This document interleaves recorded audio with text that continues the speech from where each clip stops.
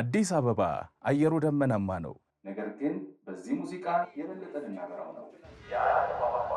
በማዳመጥ ላላችሁት ፕሮግራም ነው። እየሰማችሁን ስለሆነ ከልብ እናመሰግናለን።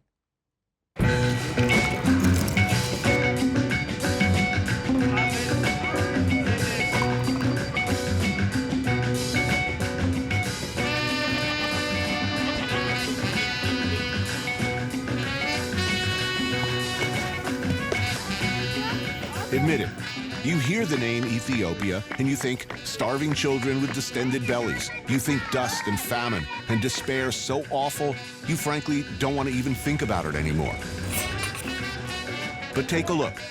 Addis Ababa, capital city of Ethiopia. A cool, high-altitude urban center that will both confirm and confound expectations.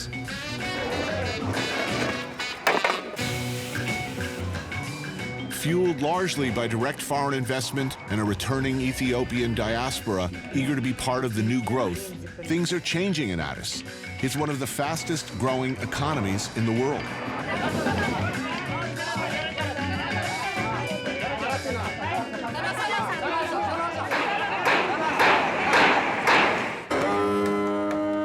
It's not the first time the place has gone through a growth spurt. In the 1950s, Emperor Haile Selassie, known as the King of Kings, embarked on a similar program of massive public works. This was supposed to be the legacy of Ethiopia, the future. But the next time Ethiopia found itself in the headlines, it was for this. And for many of us, that was the end of the story.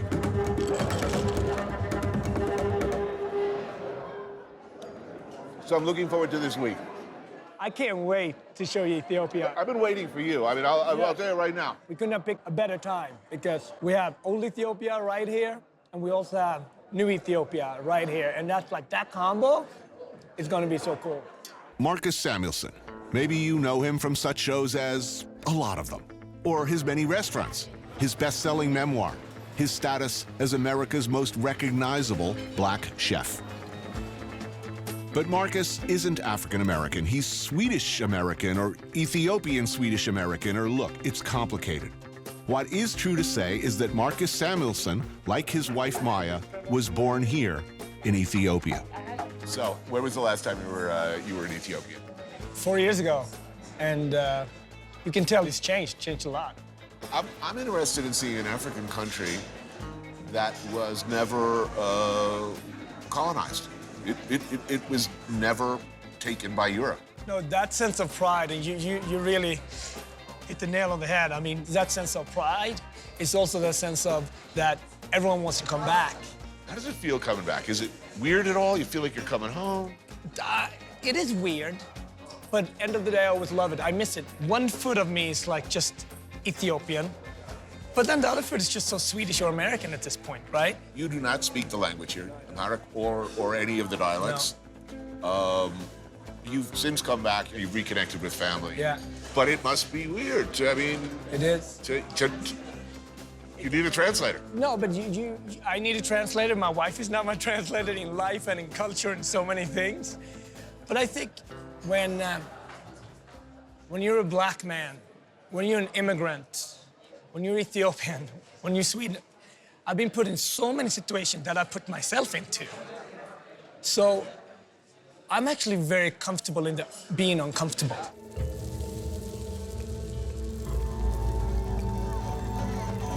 In the 1970s, Ethiopia was hit with a tuberculosis epidemic. Marcus, his older sister Fante, and his mom were all stricken with the disease. With no possibility of medical attention in their village, facing the almost inevitable death of both her children, Marcus's mom set out on foot with her daughter at her side and 2-year-old Marcus on her back, walking 75 miles to the Swedish hospital in Addis. Against all odds, they made it. Marcus and Fantai recovered. Their mother did not.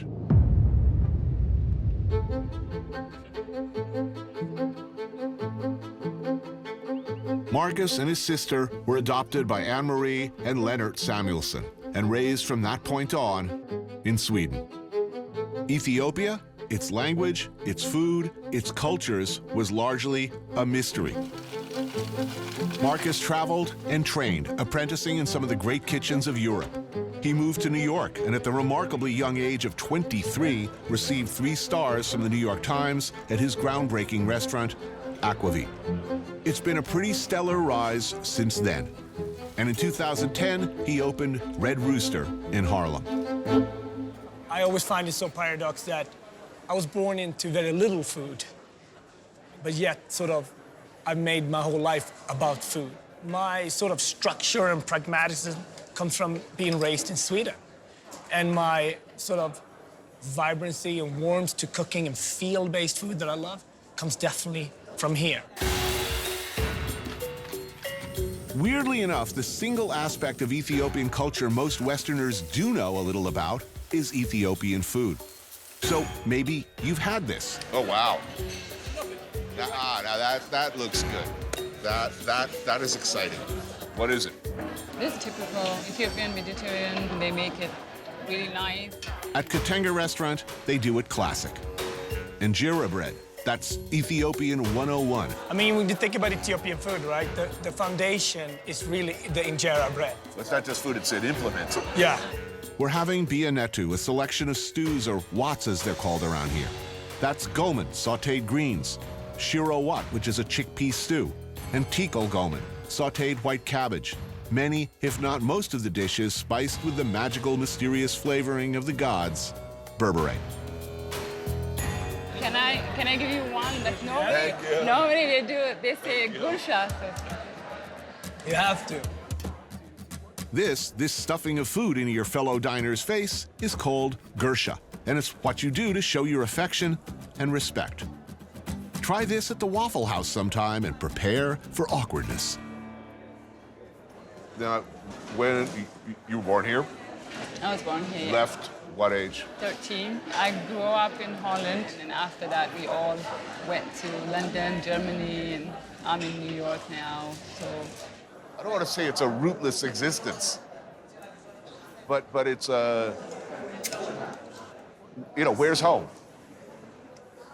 I think for us now, Harlem is really home. But when I've been gone for 2 years, I'm like, I gotta go back because the beat is just so different than what Sweden can offer me and definitely what New York can offer me. The median age in Ethiopia is under 18. That means most people here don't remember Live Aid or any of that. Coupled with a recent economic boom, this might be the first generation in decades to enjoy a future with real hope. Things are indeed happening. In this case, at a vacant bus stop.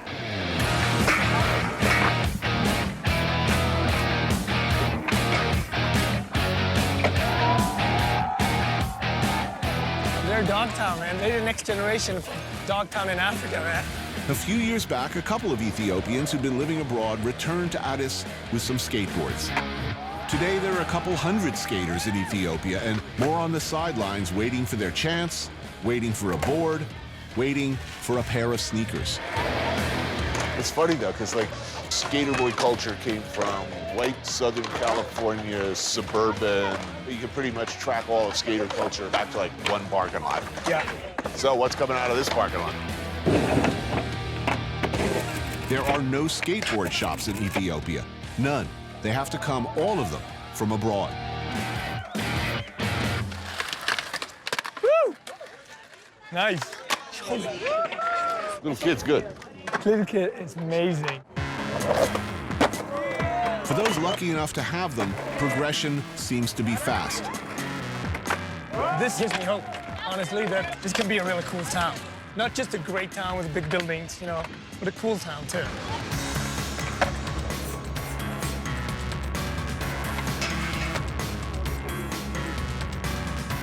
For skater boys and television hosts alike, the thing to do in late-night Addis is something called turbo and tips. I feel like a college party or something like that. It's perfect. Turbo is a mutant concoction consisting of gin, beer, wine, and Sprite. What's the first rule of drinking? Don't mix. Ebenezer Temeskin, Adizu Halimichael, and Buzeo Julien founded Ethiopia Skate, the grassroots skating community that grew up in the parking lots around Addis. Sean Stromso is a founding member who's been documenting the group. All right, man. My first turbo. Cheers. It's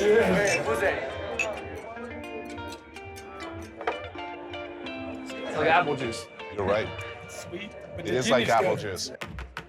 Shekla tibs are chunks of beef or lamb fried in oil and served in a charcoal-heated clay pot called a shekla. Nice. I like the fat rind. I love that they don't hide the fat. Every Tibbs house has their own version, but here at Messe Grocery, it's served with a spicy dipping sauce called mitmita, and of course, injera bread. Yeah, that's good. That works. Oh, that's mustard. You want There you go. How did this skating community form? I mean, do people watch what other people are doing around the world? Definitely. Some of them they go to the internet cafe and they just see videos. That's how I started. Back in the days, no internet for me. Oh, wow. I had to do it like the hard way, man. I would tell you right now, if I were Ethiopian, or if I even lived here, I would open a skate shop tomorrow. So, what's the best thing about Ethiopia right now? I think back in the days, people want to get out from this country, just leave. But now they're like, they just want to work, and their mind has changed. And everybody's working together and working for the better. We're doing this for the next generation, because the next generation is going to take this. Did we drink all that turbo? I know. We're terrible people, man. Yeah. May God help.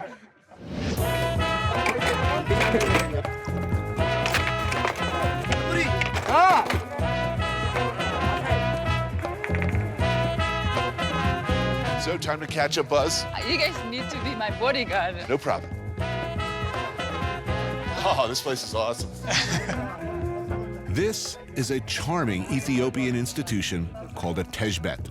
They serve one thing and only one thing, tej, an alcoholic beverage made from fermented barley and honey. It's not highly alcoholic, though, right? You got to pretty much hammer back a lot of this stuff to get buzz. So basically, the people around here who got a load on, they've been working on this for a long time. All day. This is a working class. This is where the workers go. It's a cheap buzz. It's a cheap bus. Cheers. You just knock it back. All right. It's good, man. You feel the funk? Oh, yeah. Yeah, right? Yeah, it's working, man. I've never seen a woman in a bar like this. It's forbidden. This is sort of a guy thing.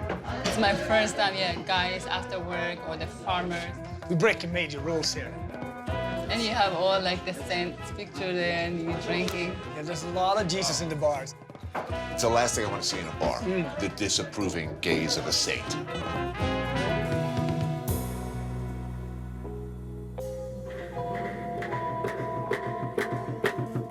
In 1992, Addis emerged from the stifling 17-year grip of a hardline, old-school Maoist regime called the Derg.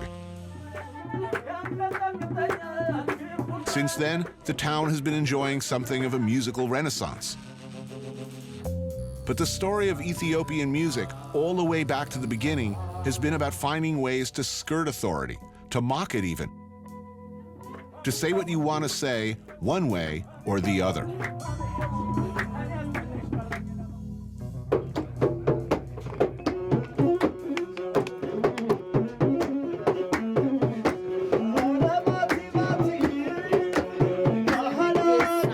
Asmari are Ethiopia's original freestyle rappers. They've been around for centuries, voicing criticism, dissatisfaction, dissent, even when others could not. So, how old? How old is Asmari Bey? I would say, what, 2,000 years? Yeah, it's like the first music that we have, right? The trick is, they've always used a system of lyrical double meanings referred to as wax, meaning the apparent meaning, and gold, which is the underlying or real meaning. Poking fun at the audience is fundamental to the form.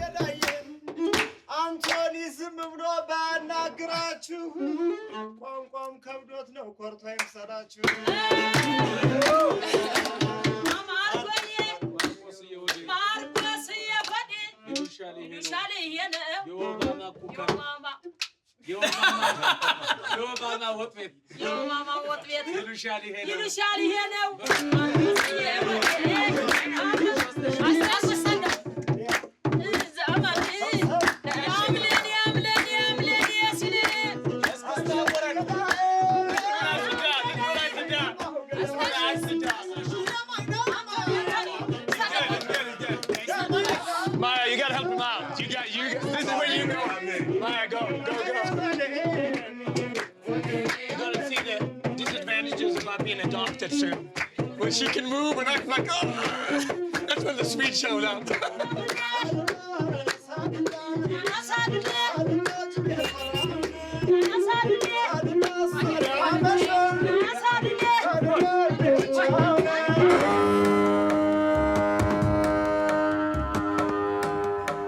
The Asmari influenced Ethiopian popular music too. The use of lyrical double meanings carried through into Selassie's time. They called it swinging Addis, a golden time between 1955 and 1974, before those fun-hating commies came and ruined everything.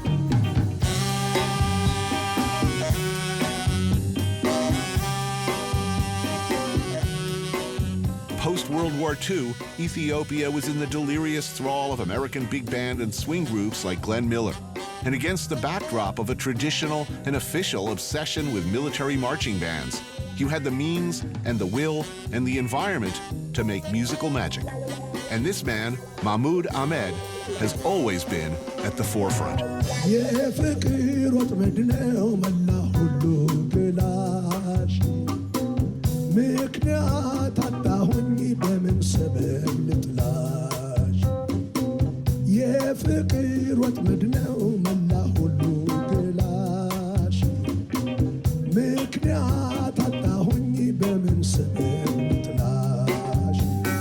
When you looked to the West, were there American musicians who spoke to you? የዛን ጊዜ እኔ የኤልቪስ ፕሬስሊን እንትን የተከተልኩት የሳም ኩክ ነበረ፣ ጄምስ ብራውን እና ደግሞ ናት ኪንግ ኮል አለ። የዛን ጊዜ እኔ የኤልቪስ ፕሬስሊን እንትን የተከተልኩት ጄል ሃውስ ሮክ የሚለውን ዘፈኑን ሲጫወት የዛን ጊዜ ነው የእግሩን ሼክ እንትን ያደርግ ነበረ እና ያንን ነው እኔ የወሰድኩት ከሱ እና እኔ ፈጣን ሙዚቃ ሲጫወት የኔ ንግር እንደዛ እንደ ኤልቪስ ሼክ አለ እንትን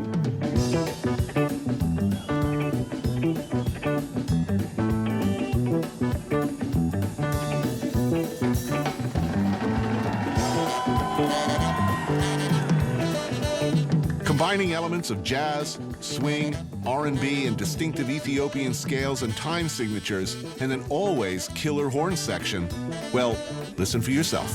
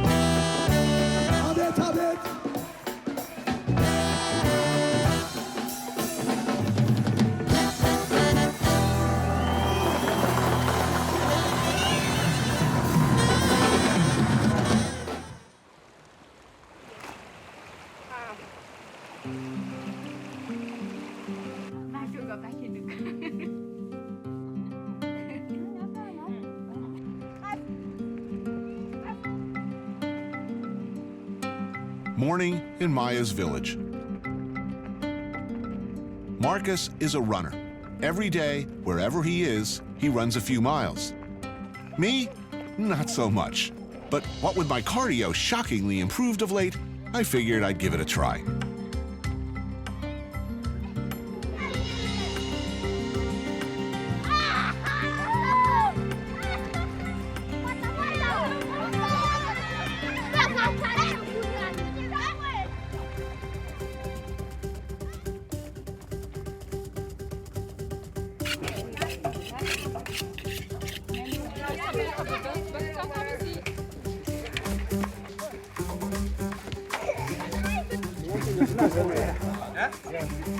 Maya and Marcus's return, not to mention the invasion of a big foreign television crew, is reason or maybe excuse for a big party, and preparations have already begun.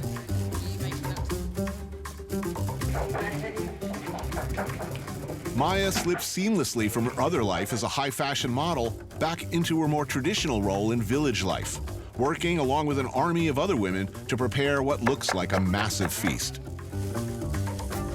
How do the ladies feel about you cooking, man? This is, you see, It's causing serious problems. no, you already crossed it because you're the first foreigner ever in that kitchen.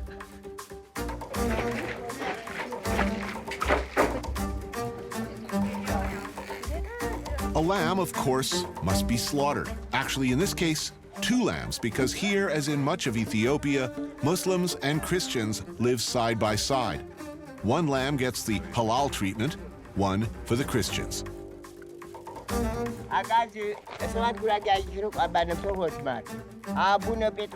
It's a peculiar history of peaceful coexistence here, of which Ethiopians are quite proud. The Christians came here during the time of the apostles, from the very beginnings of Christianity as a religion.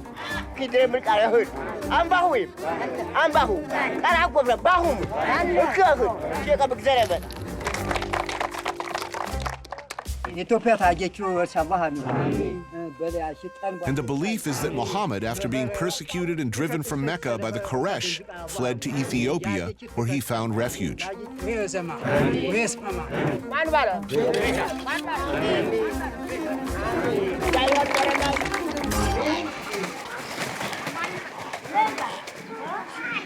Dog is happy. Oh, yeah. Nice and blood in his face. Oh, yeah. That's awesome. The production continues. Women in the kitchen, except for Marcus, who looks most comfortable there, though his presence is a befuddlement to the others. Men taking care of the meat. Oh, bro food traditions, you're everywhere.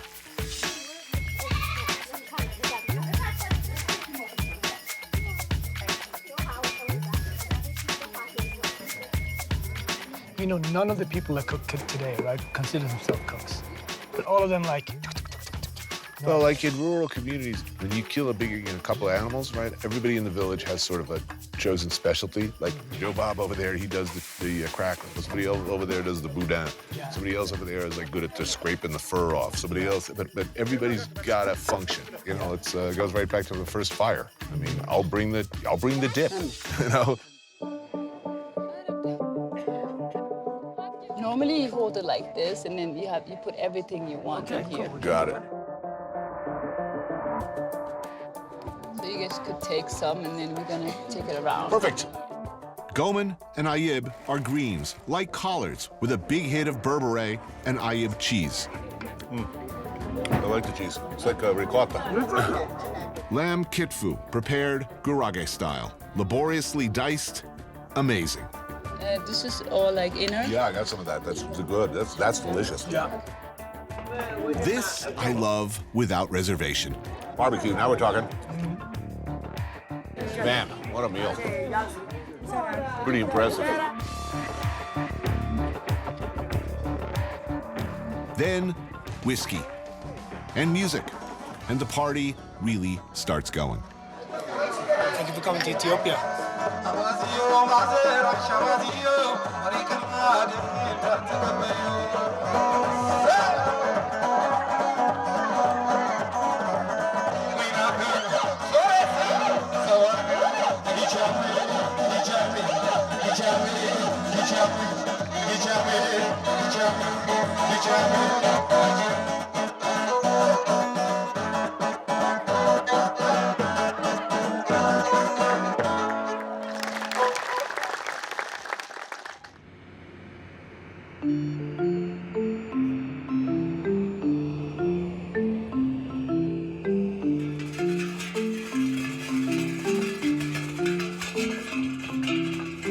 In 2004, at the prompting of his sister, Marcus began an exhaustive search for his lost family. Who was he, after all? Where exactly did he come from? Who in his family had survived, was left? Where were they? He was told that his father was still alive, living here in the village of Abrugundana, southeast of Addis. For adoptees looking to return, to reconnect, the journey is complicated. For Marcus, each trip has always raised more questions than it's answered. This trip is no different. Every time, that last 5-minute drive, right? It just makes me nervous, makes me really, really excited and nervous at the same time, right? But it's just, take the American hat off and take the Swedish hat off, it's just a different grid. This ain't 110th Street. It is not. I come from a dusty place. You're not kidding.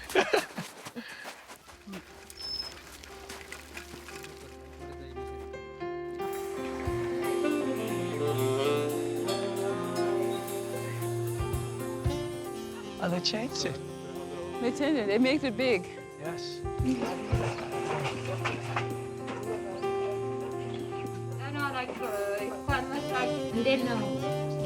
I leave Marcus alone with his father. This is between them.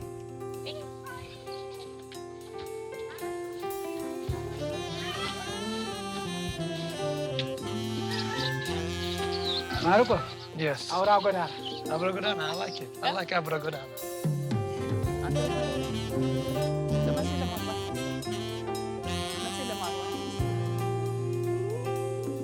He wanted to see your foot, actually. He wanted to see how you guys look alike. I wasn't ready for this. They look alike. Yeah. Proof. Proof. It's a good idea, actually. Oh, But he has a better foot He than does. you do. He does. And I wasn't ready for this.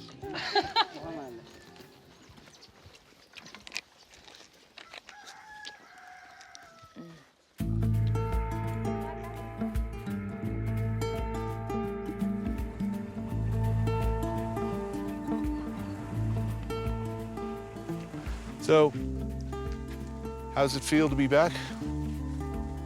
You seem, I gotta tell you, I gotta be honest, you seem conflicted. Yeah. There's 1,000 thoughts going through my head. I always feel a little guilty that I got out. If you'd stayed, what do you think you'd be doing right now?